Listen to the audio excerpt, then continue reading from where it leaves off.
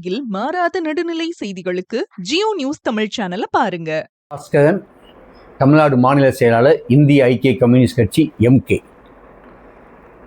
எங்களை பொறுத்த மட்டில் 1987 தோழர் கல்யாணசுந்தரம் அவர்களால் தொடங்கப்பட்ட எங்களது இயக்கம், தோழர் கல்யாணசுந்தரம் திடீர் மறைவாலும் எங்கள் கட்சியின் கல்யாணசுந்தரத்துக்கு அடுத்தபடியாக அந்த தலைவர் தோழர் பாண்டியன் அவர்கள் 2000ஆவது ஆண்டிலே மீண்டும் சிபிஐக்கு சென்று விட்டதால், நாங்கள் எல்லாமே சிபிஐலேருந்து வந்தவங்க தான், அவர் மீண்டும் சிபிஐக்கு சென்று விட்ட காரணத்தினால் நாங்கள் ஓரளவுக்கு எங்களுடைய கட்சி மிக மிக பலகீனப்பட்டு தான் போய்விட்டது.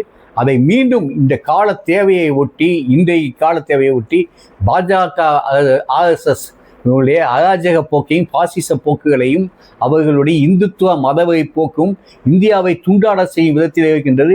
ஜாதி மத மோதல்களை அதிகப்படுத்தி மக்களை பிளவுபடுத்தக்கூடிய இத்தகைய போக்கினை கண்டிப்பதற்கு இடதுசாரி கட்சிகளால் மட்டும் முடியாது, ஜனநாயக சக்திகளை இணைத்து செல்ல வேண்டும் என்று தோழர் கல்யாணசுந்தரம் அவர்கள் எங்களுக்கு வழிகாட்டியதன்படி நாங்கள் மீண்டும் இந்த கட்சியை புதுப்பித்து இப்பொழுது கடந்த 3 ஆண்டுகளாக எங்கள் கட்சி மிக சிறப்பான வகையில் தமிழகத்திலே செயல்பட்டு கொண்டது.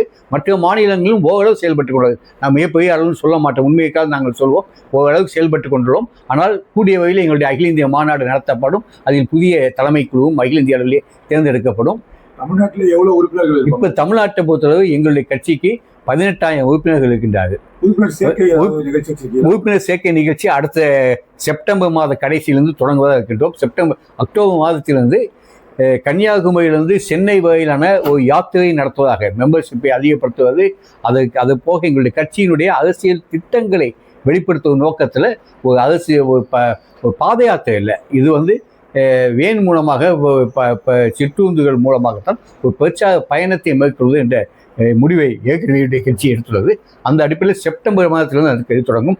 எங்களை பொறுத்தவரை நாங்கள் இந்தியாவில் குறிப்பாக பாஜக RSSனுடைய பாசிச போக்கும் இந்துத்துவ மதவை போக்கை கண்டித்து இவற்றை முற்றும் முழுக்க அகற்ற வேண்டும், பாஜகவை இந்திய அரசியல் அரங்கிலிருந்தே அகற்ற வேண்டும் என்ற நோக்கத்தோடு தான் இந்திய ஐக்கிய கம்யூனிஸ்ட் மற்ற அனைத்து ஜனநாயக கட்சிகளையும் இடதுசாரி சக்திகளையும் ஒன்றிணைத்து செயல்பட்டு கொண்டுள்ளது.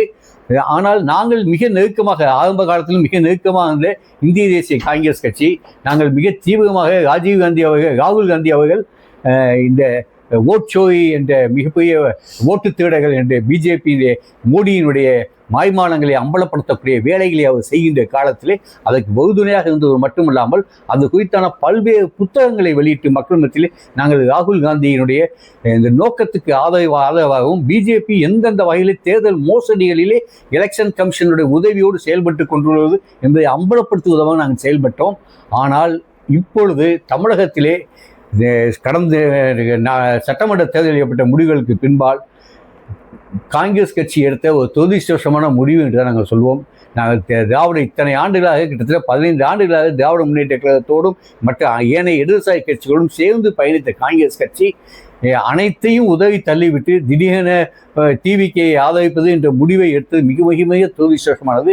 ஆகையால் எங்களோடு இந்த காங்கிரஸ் கட்சியுடைய இந்த முடிவை எங்களால் ஏற்றுக்கொள்ள முடியவில்லை. நாங்கள் திரு MK ஸ்டாலின் அவர்கள் தலைமையிலான மதச்சார்பற்ற முற்போக்கு கூட்டணியிலேயே தொடர்ந்து நீடிக்கின்றோம்.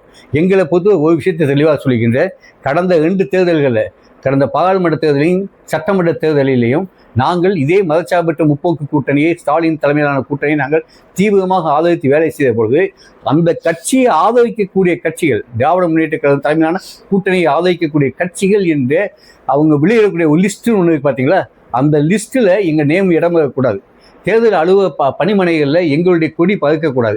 ஏன்னா சிவப்பு கொடியில் சிபிஐக்கு சிபிஎம்முக்கு வெள்ளையில் சுத்தியல் வாழ் பதிக்கப்பட்டிருக்கும். எங்களை பொறுத்தவரை தங்க கலரில் மஞ்சள் கலர்னு வச்சுக்கலாம், மஞ்சள் கலர் சுத்தியல் வாழ் இருக்கும். நாங்கள் எங்கள் கட்சி கொடியை அந்த தேர்தல் அலுவலகங்களில் ஏற்றக்கூடாது, கட்சியினுடைய ஆதரவாளர்கள் லிஸ்ட்டில் கூட எங்கள் பேர் வரக்கூடாதுன்னு மிக கடுமையாக ஸ்டாலினிடமும் வலியுறுத்தியது சிபிஐ.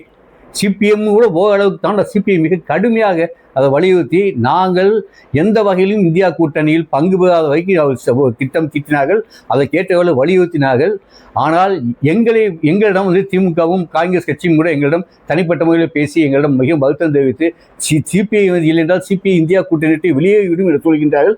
அதனால் நீங்கள் கொஞ்சம் அட்ஜஸ்ட் பண்ணிக்கோங்க என்று அவங்க கேட்டுக்கொண்ட அடிப்படையில் நாங்கள், எங்களுக்கு அவமானம் ஏற்பட்டாலும் பரவாயில்ல, பிஜேபி தமிழகத்தில் கால் நகம் கூட பதித்து விடக்கூடாது. அதற்காக ஸ்டாலின் தலைமையிலான கூட்டணியை ஆதரிப்பது. திமுக பாஜக கூட்டணி வரும் அப்படின்னு சொல்லி அரசியல் நோக்கர்கள் சொல்றாங்களே, இப்ப நீங்க வந்து அவங்களுக்கு அகேன்ஸ்டா இருக்குதுன்னு சொல்றீங்க. எங்களை பொறுத்தவரை ஒரு விஷயம் தாங்க, எங்களுடைய திமுக பாஜக கூட்டணி நிச்சயமாக வராது. எனக்கு நம்பிக்கை அது. நாங்கள் திமுக தலைவர்களிடம் பலமுறை பேசிவிட்டது சம்பந்தமாக அவர்களும் எங்களிடம் தெளிவாக சொல்கிறார். இத்தகைய முடிவை எடுத்தால் திமுக தற்கொலை பாதையை தேர்ந்தெடுத்ததுன்னு தான் தேர்ந்தெடுத்தது சமமாக உண்டு. திமுக தலைவர்களே எங்களிடம் பல தெளிவுபடுத்தி விட்டார்கள். அந்த அடிப்படையில் இப்போ கூட என்ன கேட்டிங்கன்னா, நாளைக்கு திங்கட்கிழமை 3ஆம் தேதி தஞ்சையில் திராவிட முன்னேற்ற கழகம் எதிர்க்கட்சி தலைவர் திரு உதயநிதி ஸ்டாலின் அவர்களுடைய தலைமையில் ஒரு ஆர்ப்பாட்டத்தை நடத்துகின்றது. மேகதாட்டு நீர் பிரச்சனை சம்பந்தமாக தமிழகத்தில் விவசாயிகளுடைய கடன்களை முழுக்க கொடுத்த வாக்குறுதியின்படி விஜய அரசு தள்ளுபடி செய்ய வேண்டும் என்ற கோரிக்கைகளை வலியுறுத்தி ஒரு ஆர்ப்பாட்டத்தை நடத்துகின்றது. அந்த ஆர்ப்பாட்டத்திலே நீங்கள் கலந்து கொள்ளுங்கள் என்ற திராவிட முன்னேற்ற கழகம் எங்களை அணுகியது. நாங்களும் ஒப்புக்கொண்டோம். எங்களுடைய தோழர்களும் அங்கே பங்கு பெறப் போகின்றார்கள் அந்த ஆர்ப்பாட்டத்தில். அந்த அளவுக்கு எங்களை பொறுத்தவரை பிஜேபியோட திமுக போகிற கற்பனை கதை தான். அப்படியே நடந்தாலும், ஏன்னா நாங்கள் எல்லா விஷயத்தையும் திமுக ஏற்றுக்கொண்டால் நாங்கள் தனியாக கட்சி நடத்த வேண்டிய அவசியமே கிடையாது. நான் திமுகவில் இணைஞ்சிடலாமே. திமுகவோட எங்களுக்கு மாறுபாடுகள் உண்டு. திராவிட கட்சிகளோடு எங்களுக்கு அடிப்படையில் தத்துவார்த்த மாறுபாடுகள் என்பது நிச்சயமாக உண்டு. அதை நாங்கள் அந்த மாறுபாடுகள் பற்றி நாங்கள் பேசிக்குவோம். எங்களுக்குள்ள நாங்கள் பேசிக்குவோம். அதில் அந்த அப்படி இல்லைன்னு சொல்லி நாங்கள் திமுக போய் சேர்ந்துடலாமே. அதனால் நாளைக்கு நாங்கள் அந்த திமுகவுடைய ஆர்ப்பாட்டத்தில் கலந்துக்குவோம். அது ஒரு முக்கியமான விஷயம். அதே போல் நீட் தேவை பொறுத்தவரை நாங்கள் எங்களுடைய நீட்டை முழுக்க அபாலிஷ் பண்ணணும். நீட்டையே அது ஏன்னா இது பெரும் முதலாளிகள் இந்த நீட்டில் இந்த நீட் கோச்சிங் சென்டர்ஸ் மூலமாக கிட்டத்தட்ட ஒரு வருஷத்துக்கு 500 கோடிக்கும் அதிகமான பணம் இங்கே புழங்குகின்றது நீட்டில். இப்போ ராஜஸ்தான் கோட்டாவில் 3-4 சென்டர்களுக்கு நீட் கோச்சிங் சென்டர்ஸ், அதில் உங்களுக்கு வருஷத்துக்கு 14 லட்சம் ஃபீஸ் கட்டணம் வசூலிக்கப்படுது நீட் கோச்சிங்காக. ஸோ இது சாதாரண ஏழை மாணவர்களுக்கு பயன்படாது. வெறும் வசதி படித்த மாணவர்கள் தான் 14 லட்சம் ரூபாய் கொடுத்து அந்த கோச்சிங் அப்படிங்கும். அந்த கோச்சிங் சென்டரில் படிக்கக்கூடிய மாணவர்கள் நிச்சயமாக தேர்வில் வெற்றி அடைந்துள்ளார்கள். ஏன்னா அதில் தான் எங்களுக்கு சந்தேகம் உண்டு. இந்த தேர்வு நடத்தும் முகாமைக்கும் அந்த சென்டர்களுக்கும் இடையில் உள்ள ரகசிய உடன்பாடு என்ன? ஏன்னா அந்த சென்டர்களை நடத்துவது அனைவருமே பிஜேபி கட்சியை சார்ந்தவர்கள்.